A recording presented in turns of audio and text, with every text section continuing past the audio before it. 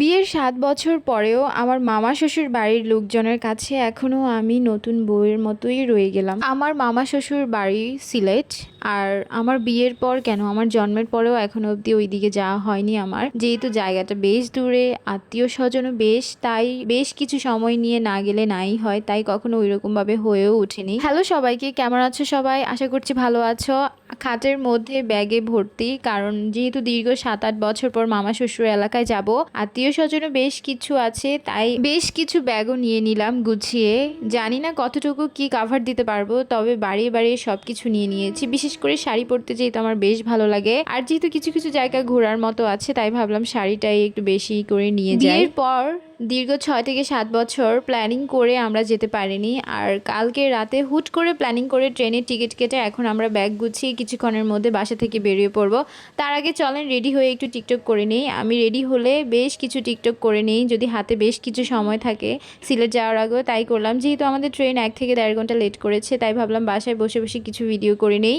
তারপরেই আমরা বের হয়ে পড়লাম। ভাবলাম যে বাসায় আর কতক্ষণ বসে থাকবো, আর যেহেতু রোজার টাইম, খুব বেশি লেট করলে আবার স্টেশন যাওয়ার জন্য কোনো গাড়িও পাবো না, তাই হাতে 1 ঘন্টা সময় রেখে আমরা বাসা থেকে বেরোয় পড়েছি। এখন স্টেশনে এসে কিছু খাওয়া দাওয়া করবো, ঘোরাফেরা করব। এভাবে করতে করতেই ট্রেন চলে আসবে একটা সময় আশা করি।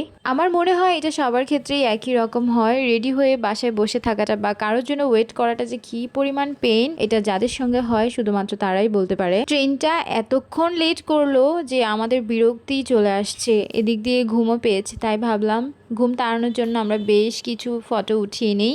সিলেটবাসীকে আগে থেকে অবগত করে দেই যে আমরা আসছি।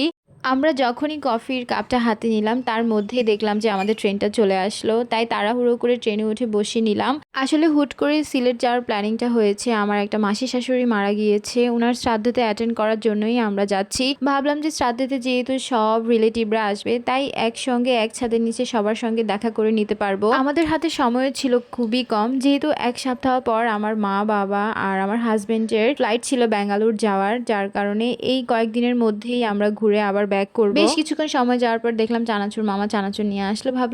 ভাবলাম চানাচুর বানানো খেয়েই নেওয়া যাক। চানাচুর বানানো দেখে খুব লোভ লাগছিল আমার। আমাদের শ্রীমঙ্গল পৌঁছাতে পৌঁছাতে 5:30 বেজেছে। ওই সময় আবার আমাদের ট্রেনের ইঞ্জিনও নষ্ট হয়ে গিয়েছে, তাই বেশ কিছুক্ষণ সময় আমাদের এইভাবেই স্টে করতে হয়েছে শ্রীমঙ্গল এত পরিমাণ ঠান্ডা ছিল যে আমি ট্রেন থেকে বাহিরেই বেরোতে পারছিলাম না। যদিও প্রাচুর পাপা বাহিরে বেশ কিছুক্ষণ হাঁটাহাঁটি করেছে, বাট আমার পক্ষে পসিবল হচ্ছিল না, কারণ আমি শীতের কোনো কিছুই নিয়ে আসিনি যে আমি গায়ে জড়িয়ে বের হব। এই প্রথম সিলেট যাচ্ছি, তাও আবার মামা শ্বশুর বাড়ির এলাকার দিকে যাচ্ছি, কিন্তু যাওয়ার অভিজ্ঞতাটা এত পরিমাণ বাজে হয়েছে বা হবে এটা আমি কখনোই কল্পনা করতে পারিনি। আমার লাইফে 36 ঘন্টা জার্নিরও রেকর্ড আছে, বাট এই প্রথম ট্রেন জার্নি আমার এতটা পেইনফুল লেগেছে আর এত পরিমাণ টায়ার্ড লেগেছে। একে তো সারা রাত ঘুমাতে পারিনি, প্রাচ্য ওইরকমভাবে ঘুমায়নি, কিছুক্ষণ পরেই উঠে পড়েছে, আমিও ওইরকমভাবে ঘুমাতে পারিনি, যার কারণে খুব বেশি টায়ার্ড লাগছিল। তার মধ্যে 2-2.5 ঘন্টা ইঞ্জিন নষ্ট। স্টার্টিংয়েই তো ট্রেন আসলো 1-1.5 ঘন্টা লেট করে। সব মিলিয়ে খুবই বাজে অভিজ্ঞতা হয়েছে যাওয়ার বেলায়। যখন ভোরের আলো ফুটলো, তখন দেখি সবাই ঘুম থেকে উঠে মাথাটা উঁকি দিয়ে বাইরের দিকে তাকাচ্ছিল, চা বাগান দেখছিল। তার মধ্যে আমার হাজবেন্ড আমাকে ডেকে নিয়ে গেল ট্রেনের দরজার এখানে, বললো তুমি এভাবে দাঁড়াও, দেখবা খুব ভালো লাগছে, একটা ফ্রেশ এয়ার পাবে। তাই আমিও ভাবলাম ঘুম চোখে নিয়ে হলেও দাঁড়িয়ে পড়ি, তাহলে ঘুমটা চলে যাবে। ভালো তো লাগছিল, আবার তার সঙ্গে সঙ্গে বাতাসটাও বেশ ঠান্ডা ছিল।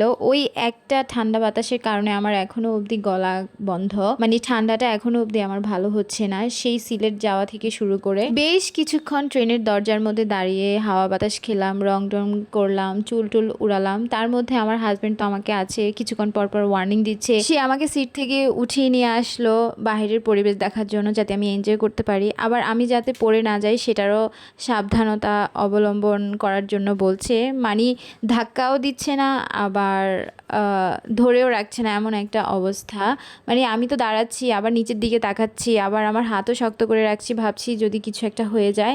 সব মিলিয়ে খুব ভালো লাগলো শ্রীমঙ্গল, খুব সুন্দর একটা পরিবেশ, চারদিকে শুধু সবুজ আর সবুজ, তার সঙ্গে ট্রেনের ঝিকঝিক যে সাউন্ডটা, সব মিলিয়ে জোশ ছিল। দীর্ঘ 7 থেকে 8 ঘন্টা জার্নি করার পরে অবশেষে আমার মামা শ্বশুর বাড়ির কাছাকাছি চলে আসলাম। যদিও আমি বলতে পারবো না আদৌ কতটুকু। সিলেটের কিন্তু রেলওয়ে স্টেশনটা সত্যি অনেক সুন্দর, যদিও এটা রাস্তাটার অনেক সাইড দিয়ে কাজ চলছে। ট্রেন থেকে বের হয়ে কিছুক্ষণ হাঁটাহাঁটি করেই হচ্ছে স্টেশনের বাহিরে চলে গেলাম।